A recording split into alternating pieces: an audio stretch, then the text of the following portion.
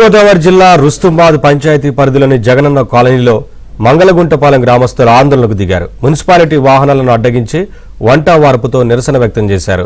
చెత్తను తీసుకొచ్చి తమ గ్రామంలో వేస్తే చూస్తూ ఊరుకోమంటూ హెచ్చరించారు. పచ్చని పొలాల మధ్య డంపింగ్ యార్డ్ ఏర్పాటు చేస్తే మంచినీటి చెరువు కలుషితం అవుతుందని ఆగ్రహం వ్యక్తం చేశారు.